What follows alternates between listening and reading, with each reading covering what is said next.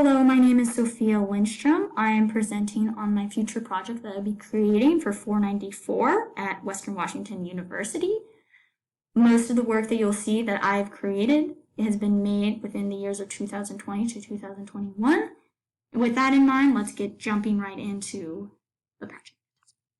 The first artist that I'm going to draw great inspiration for these series of works is Angela Dean.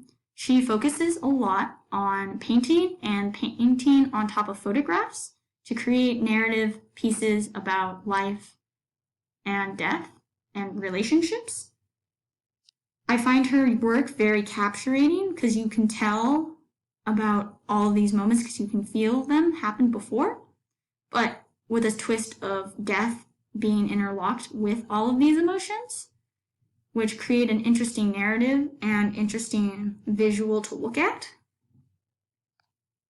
Another artist I would be drawing a lot of inspiration from is Holly Warburg. She is a digital painter who expresses a lot of relationships and different relationships within her paintings to give them a very interesting viewpoint of the audience. And I love her use of color. Another painter I will be looking at is Anne Millen. She is an oil and acrylic painter that paints paintings from circa 1900 of New York. And I've watched a lot of demos of how she has painted to make her paintings look older than they are. So I'll be using inspiration from her. Something to know about me is I grew up in a large extended family with older parents. So much of the photos and stories I would hear as a child was of the recent past of 1970s, 2000s. And since COVID has started, we talked a lot about the stories that used to happen and the effect that I see them now.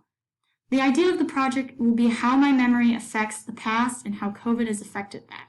By looking at old photographs and changing them to stick my point of view of now in, of viewing the images based off the painting, viewing images and basing them for my paintings. I want to give the audience a feeling of loneliness and the oddity of looking backwards. Much of my paintings up to this point have been very natural. Last year I focused a lot about grief and moss. Moss is very interesting to me since it is such a vital part of the Salish Sea region and the ecosystem that we have in the Pacific Northwest. Moss is very much a mother plant and we could not survive without moss. However, people overlook it, and so I wanted to blow up the scale of moss to bring a highlight to the paintings at hand, and I wanted to play with scale as well. Moss is very important to me in the regards that it's so, I wanted to bring light and I wanted to bring knowledge. I have written a book and illustrated a book about moss, and I wanted to add that to my painting collections and talk more about it so people can do more research about moss, because there is not as much research as you might think.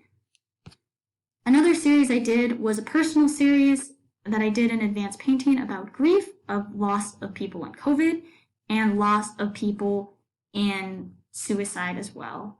I wanted to give the viewer my point of view of how I felt, and I wanted to make myself in natural environments.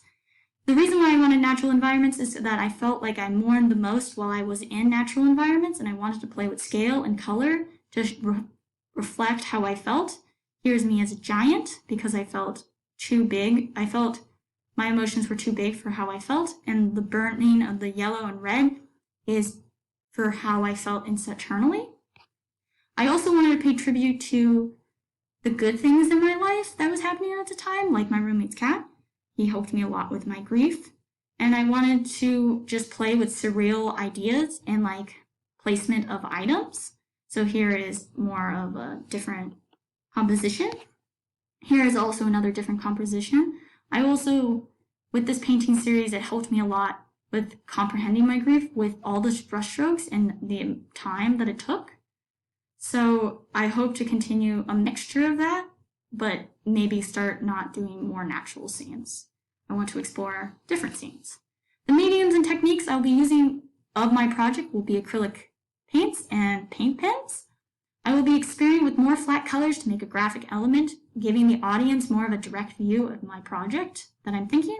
I want to continue using chunky brush strokes and adding more washes before I add the graphic effects.